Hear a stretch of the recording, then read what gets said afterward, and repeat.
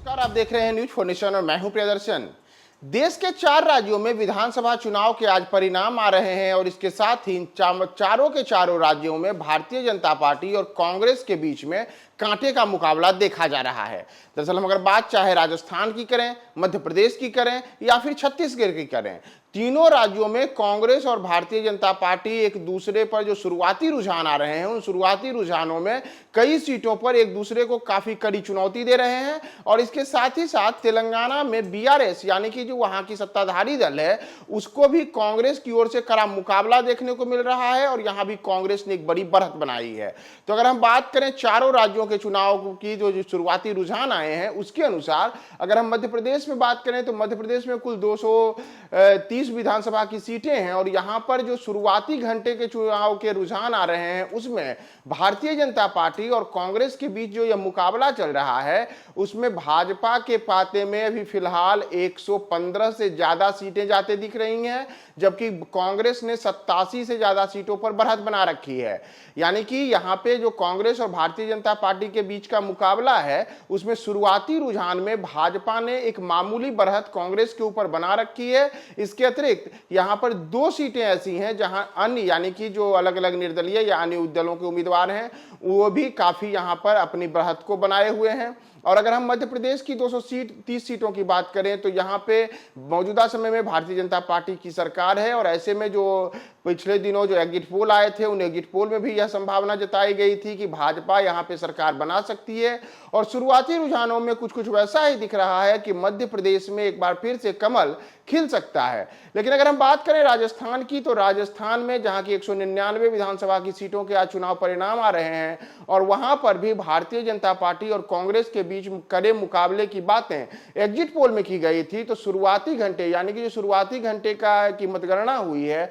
और उसके बाद के जो रुझान हैं, उन रुझानों में भारतीय जनता पार्टी ने 100 से ज्यादा सीटों पे बढ़त बनाई है, जबकि अगर हम बात कांग्रेस की करें तो कांग्रेस फिलहाल 80 से ज्यादा सीटों पर अपनी बढ़त बनाए हुए है। यानी कि यहां भी एक दूसरे के बीच जो मुकाबला है वह शुरुआती रुझानों में काफी कड़ा देखने को मिल रहा है और संभव है कि अभी जो जैसे जैसे ये जो मतगणना का दौर आगे बढ़ेगा, वैसे वैसे इस मतगणना के दौर में और भी कई प्रकार के बदलाव देखने को मिल सकते हैं।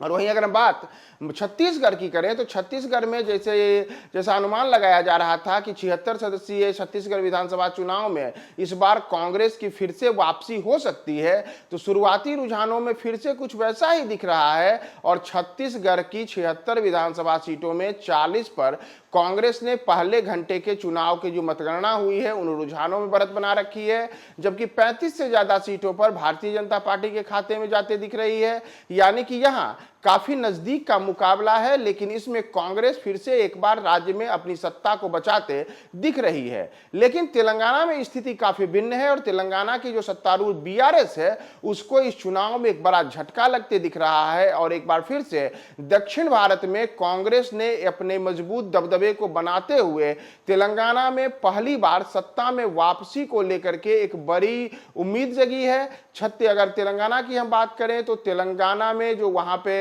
अभी शुरुआती घंटे के चुनाव परिणाम के रुझान आ रहे हैं, उसमें कुल 119 विधानसभा सीटों के चुनाव परिणाम में कांग्रेस के खाते में 66 से ज्यादा सीटें जाते दिख रही हैं। यानी कि कांग्रेस वहां पूर्ण बहुमत की ओर बढ़ रही है, जबकि सत्तारूढ़ जो बीआरएस है उसके खाते में केवल 40 सीटें ही जा रही हैं। यानी कि बीआरएस वहां इस बार उसे बड़ा झटका लग रहा है। इसके अतिरिक्त जो भारतीय जनता पार्टी है और भाजपा इस बार दक्षिण भारत में लगातार अपने संगठन को मजबूत देने और विस्तार देने में जुटी हुई थी। तेलंगाना से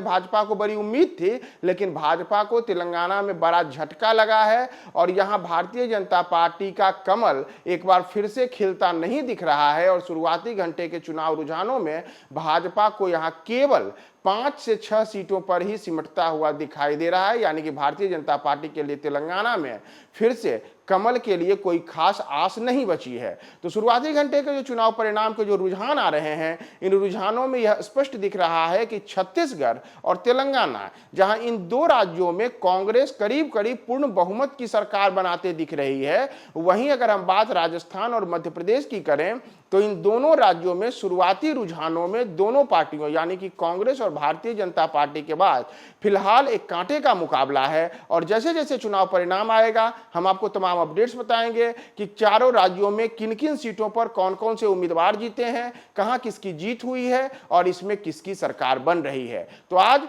किन किन राज्यों में कमल खिलेगा या फिर कांग्रेस का पंजा एक बार फिर से 2 राज्यों या फिर चारों राज्यों में आता है, हम आपको बताएंगे। आप हमारे साथ बने रहें न्यूज़ 4 नेशन पे।